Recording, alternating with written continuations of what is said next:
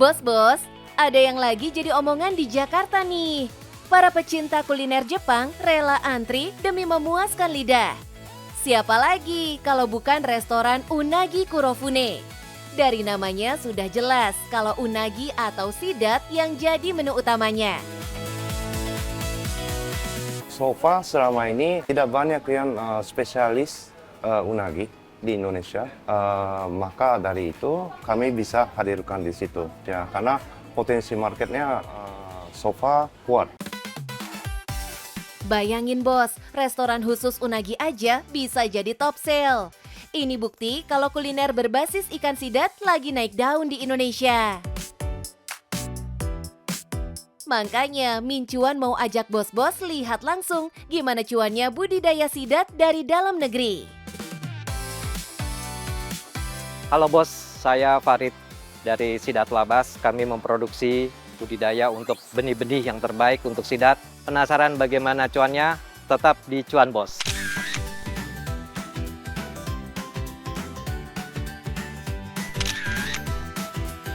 Bos, tahu nggak sih? Sidat Labas ini adalah salah satu pionir budidaya sidat di Indonesia loh. Usaha yang berlokasi di Bogor ini nggak cuma jual ikan hidup, tapi ngerancang rantai produksi dari hulu sampai hilir. Kita mulai produksi dari hulu sampai hilir. Artinya kita pelihara ikannya sampai kita mengolah, sampai kita ke pasarkan. Pasar sidat memang menjanjikan bos.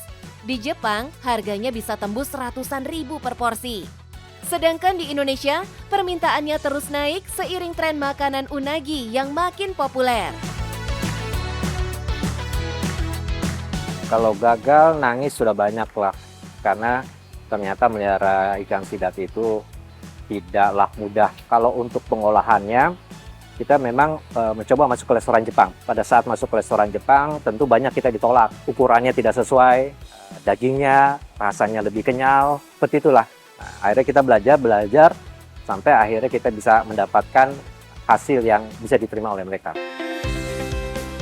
Bos, masuk ke pasar restoran Jepang itu nggak mudah.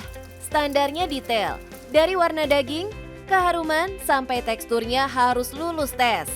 Tapi Farid berhasil ngejawab tantangan itu lewat kualitas, daging lembut, nggak berbau tanah, dan ukuran yang seragam. Paling resiko yang tertinggi itu di fase glass eel. Glass eel itu ditangkapnya di muara sungai dan ukurannya itu masih 1 kilo itu 5.000 ekor atau sekitar 0,16 gram. Risiko terbesarnya di situ karena apa? Karena nelayan nangkap. Saat nangkap mereka nampung. Saat nampung, mereka packing, mereka ngirim. Sebaik apapun kita mempersiapkan budidaya, kalau awal bibitnya yang kurang baik, itu akan menjadi masalah. Bos, perjalanan budidaya sidat sampai siap panen lumayan panjang loh.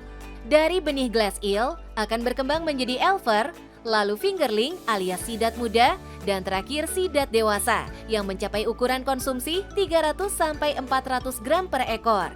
Nah, Farid sudah punya mitra-mitra yang bisa melanjutkan fase pembesaran ini, bos. Jadi, doi bisa fokus di tahap penyiapan benih glass eel-nya saja. Kalau bibit ya kita biasa ngambil dari Pelabuhan Ratu, variasi ya harganya kurang lebih 2 juta sampai 3 juta per kilo. Kita beli nih setelah kita panen ya, kalau saya bicara panen ukuran konsumsi ya. Kalau ukuran konsumsi kita bisa jual di antara kurang lebih 250.000 per kilo. Dalam sebulan, Farid bisa produksi rata-rata 500 kilo sidat konsumsi. Artinya, 1 bulan bisa ngantongin omset sekitar 100-125 juta rupiah, bos.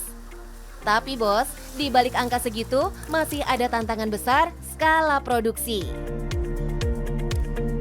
Kami baru masih ke restoran-restoran aja. Sebenarnya untuk eksportir banyak yang datang. Untuk mereka dari Jepang, dari Korea. Karena mereka langsung mintanya volumenya besar. Untuk produksi sampai situ kita masih belum siap. Makanya sekarang ini masih banyak restoran-restoran itu juga ada yang import dari luar. Masalahnya, belum banyak pembudidaya yang bisa konsisten suplai dalam jumlah besar. Makanya, restoran-restoran elit masih mengandalkan impor dari Jepang dan Taiwan. Padahal, kalau ekosistem budidaya dalam negeri diatur dengan baik, Indonesia bisa gantian jadi pemain utama loh, Bos. Nah, Bos, saya punya tip untuk para pembudidaya sidat supaya kita berhasil adalah pertama kita harus menjaga kualitas dibandingkan dengan kuantitas karena sidat mempunyai nilai yang paling tinggi. Dan tak lupa adalah yang penting cuan, Bos.